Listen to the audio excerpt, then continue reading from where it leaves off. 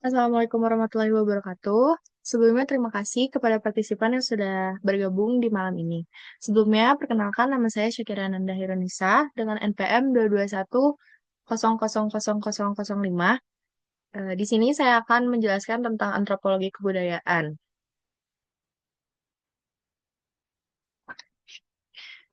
Yang pertama, unsur-unsur kebudayaan. Terdapat 7 unsur kebudayaan. Ketujuh unsur tersebut, yang pertama, bahasa. Bahasa merupakan alat utama yang dipergunakan oleh masyarakat manusia untuk menyampaikan berbagai kemauan dan maksud tujuannya kepada sesama anggota masyarakat.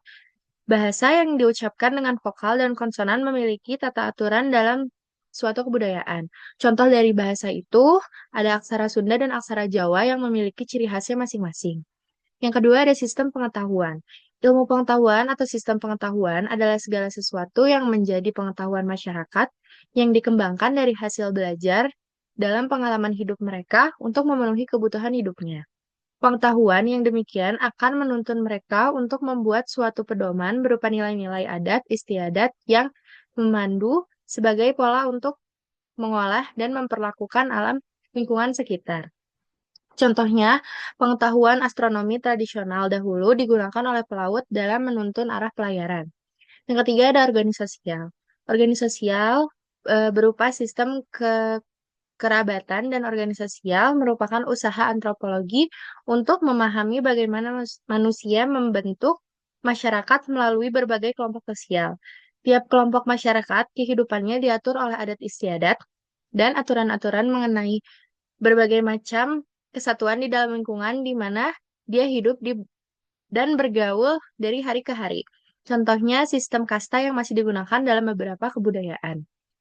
Yang keempat, ada sistem peralatan hidup dan teknologi. Manusia selalu berusaha untuk mempertahankan hidupnya sehingga mereka akan selalu membuat peralatan atau benda-benda tersebut. Dengan demikian, bahasan tentang unsur kebudayaan yang termasuk dalam peralatan hidup dan teknologi merupakan bahasa kebudayaan fisik. Contohnya penggunaan komputer untuk membantu pekerjaan manusia. Yang kelima, ada sistem mata pencarian hidup. Penelitian etnografi mengenai sistem mata pencarian hidup mengkaji bagaimana cara mata pencaharian suatu kelompok masyarakat atau sistem perekonomian mereka untuk mencakupi kebutuhan hidupnya. Perekonomian memiliki kaitan dengan sistem mata pencaharian yang dilakukan untuk memenuhi kebutuhan hidup manusia yang terus berkembang sejak zaman dahulu hingga sekarang. Contohnya sistem barter untuk melakukan transaksi saat belum ditemukannya uang. Yang selanjutnya sistem religi merupakan sistem kepercayaan manusia terhadap kekuatan di luar kemampuan dirinya yang dinamakan kekuatan supernatural. Persepsi mengenai yang selanjutnya sistem religi merupakan sistem kepercayaan manusia terhadap kekuatan di luar kemampuan dirinya yang dinamakan kekuatan supranatural. Persepsi mengenai kekuatan spiritual akan berbeda antara satu kebudayaan dengan kebudayaan lainnya. Contohnya perayaan Maulid Nabi untuk memperingati hari kelahiran Nabi Muhammad SAW. Yang ketujuh, kesenian. Eh, per- Perhatian ahli antropologi mengenai seni bermula dari penelitian etnografi mengenai aktivitas kesenian suatu masyarakat tradisional. Deskripsi yang dikumpulkan dalam penelitian tersebut berisi mengenai benda-benda atau artefak yang memuat unsur seni seperti patung, ukiran, dan hiasan. Contohnya tari kecak dari Bali yang menceritakan Ramayana. Selanjutnya, eh, setiap unsur ini termanifestasi dalam 3 bentuk kebudayaan. Yang pertama, sistem budaya, yang kedua, sistem sosial, yang ketiga, unsur kebudayaan fisik. Contohnya, sistem ekonomi mempunyai wujud sebagai konsep dan kebijakan. Interaksi sosial seperti perdagangan serta benda ekonomi. Begitu pula sistem religi yang mencakup kepercayaan, upacara, dan benda suci. Lalu ada kesenian sebagai unsur kebudayaan universal yang dapat berwujud dalam gagasan, cerita atau syair, interaksi sosial, dan benda fisik seperti cain, kandi, dan tenun. Selanjutnya ada contoh pemecah unsur kebudayaan. Yang pertama ada unsur sistem mata pencaharian. Unsur ini dapat dipecah menjadi perburuan, perdagangan, pertanian, peternakan, dan berbagai industri seperti manufaktur dan pertambangan. Yang kedua, ada unsur organisasi sosial. Unsur ini mencakup sistem kekerabatan, komunitas, sistem pemimpinan, dan sistem politik. Yang ketiga, ada unsur kesenian. Unsur kesenian ini dapat dipecah menjadi seni rupa, seni suara, seni sastra, seni pertunjukan, dan sebagainya. Selanjutnya ada proses perubahan kebudayaan. Perubahan kebudayaan adalah suatu penerimaan cara-cara baru atau perbaikan dari cara-cara masyarakat dalam memenuhi kebutuhannya. Jadi, perubahan kebudayaan terjadi sesuai dengan perkembangan masyarakat. Tidak ada dukungan dari masyarakat, maka tidak akan adanya perubahan. Selanjutnya ada bentuk perubahan. Yang pertama, difusi kebudayaan. Difusi kebudayaan itu adalah proses penyebaran unsur-unsur kebudayaan dari satu individu ke individu lain atau dari satu masyarakat ke masyarakat lain. Contohnya bahasa Indonesia. Bahasa Indonesia itu menyerap banyak kata dari bahasa asing dan daerah, seperti lugas dari bahasa Jawa dan nyeri dari bahasa Sunda. Yang kedua ada akulturasi kebudayaan. Akulturasi adalah proses penerimaan unsur-unsur kebudayaan asing oleh kebudayaan yang kemudian diseleksi dan disesuaikan dengan budaya setempat tanpa menghilangkan identitas budaya asli. Contohnya, Masjid Menara Kudus. Masjid ini menggabungkan arsitektur dalam Islam dengan elemen-elemen budaya Hindu, mencerminkan perpaduan dua budaya tanpa menghilangkan identitas masing-masing. Yang ketiga ada asimilasi kebudayaan. Asimilasi kebudayaan ini adalah proses percampuran dua kebudayaan atau lebih sehingga terbentuknya kebudayaan baru, di mana identitas budaya asli dapat melebur atau hilang. Contohnya musik dangdut, genre musik yang merupakan hasil peleburan antara musik Melayu, India, dan Arab, menciptakan bentuk musik baru yang berbeda dari asalnya. Penggunaan baju koko di Indonesia juga termasuk dalam asimilasi kebudayaan. Pakaian tradisional yang awalnya berasal dari budaya Tionghoa, namun telah berasimilasi dan menjadi bagian dari budaya Indonesia, terutama dalam busana Muslim. Yang selanjutnya ada inovasi. Inovasi adalah proses pembaruan yang melibatkan penggunaan sumber daya alam, energi, modal, pengaturan tenaga kerja, dan teknologi yang menyebabkan adanya sistem produksi dan produk-produk baru. Contohnya, penggunaan teknologi digital dalam pendidikan.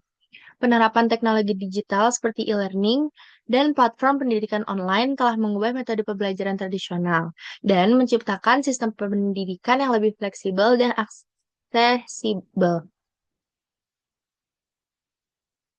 Selanjutnya, faktor terjadinya perubahan kebudayaan. Faktor terjadi perubahan kebudayaan itu ada dua. Yang pertama, faktor internal dan faktor eksternal. Faktor internal itu ada empat macam. Yang pertama, discovery atau penemuan. Penemuan unsur kebudayaan baru, baik berupa alat atau gagasan baru yang diciptakan individu atau masyarakat. Yang kedua, ada invention atau invensi, pengakuan penerimaan dan penerapan discovery oleh masyarakat. Misalnya perkembangan mobil dan motor gas hingga menjadi alat transportasi pada tahun 1911. Yang ketiga ada innovation atau inovasi, penyesuaian hasil penemuan baru dan kebutuhan masyarakat seperti pengembangan industri otomotif yang melibatkan sopir, bensin, jalan raya, dan lain-lain. Yang keempat ada proses enkulturasi. Proses pembudayaan di mana individu belajar dan menyesuaikan norma serta nilai budaya dalam kehidupannya. Nah, kalau faktor eksternal itu ada ada 6. Yang pertama ada difusi. Difusi itu penyebaran unsur kebudayaan dari satu individu atau individu ke individu lainnya. Yang kedua ada akulturasi, penerimaan dan pengolahan unsur-unsur budaya asing ke dalam budaya sendiri tanpa menghilangkan identitas aslinya. Yang ketiga ada asimilasi, perpaduan intensif antar kelompok dengan budaya berbeda yang menghasilkan budaya baru yang bercampur. Yang selanjutnya ada penetrasi, masuknya unsur budaya asing yang dapat terjadi secara damai atau paksaan. Yang selanjutnya ada invasi, penyerangan suatu negara terhadap negara lain yang bertujuan untuk menjajah dan mengubah budaya yang ditaklukkan. Yang selanjutnya ada hibridasi, perkawinan campuran antara kelompok manusia yang menghasilkan ciri-ciri fisik atau budaya baru. Selanjutnya, contoh perubahan kebudayaan ada tiga. Yang pertama, gaya berpakaian. Gaya berpakaian masyarakat, kalau dibandingkan dari zaman dulu hingga sekarang, masyarakat saat ini lebih suka berpakaian yang bebas dan penuh warna. Sedangkan dahulu masyarakat Indonesia itu memakai eh, pakaian adat mereka masing-masing dan terlihat lebih santun. Yang kedua ada gaya hidup. Orang-orang saat ini lebih suka gaya hidup yang glamor, mewah, dan ingin dilayani terus-menerus. Yang ketiga ada bahasa. Karena saat ini bahasa Inggris digunakan sebagai bahasa internasional, maka banyak masyarakat yang belajar dan mengharuskan anak mereka bisa berbahasa asing tersebut. Sehingga sering terjadi banyak bahasa daerah yang terlupakan. Nah, selanjutnya ada dampak perubahan kebudayaan. Perubahan kebudayaan yang terjadi tidak selamanya berdampak buruk terhadap kebudayaan Indonesia. Namun, masuknya kebudayaan asing yang tidak sesuai dengan kepribadian bangsa seringkali membawa dampak buruk yang sulit diatasi. Masuknya kebudayaan asing tersebut mengakibatkan terjadinya culture shock, yaitu suatu keadaan di mana masyarakat tidak mampu menahan berbagai pengaruh kebudayaan yang datang dan dari luar sehingga terjadi ketidakseimbangan dalam kehidupan masyarakat yang bersangkutan. Hal ini membawa dampak yang luas dalam kehidupan masyarakat yang bersangkutan. Hal ini juga menyebabkan adanya penyerapan unsur kebudayaan asing yang dilakukan secara instan dan tidak melalui suatu filterisasi yang mendalam, dan menyebabkan terjadinya ketimpangan nilai-nilai yang menjadi landasannya. Hal tersebut disebut ketimpangan budaya. Sekian yang dapat saya sampaikan. Mohon maaf bila ada kesalahan. Wassalamualaikum warahmatullahi wabarakatuh.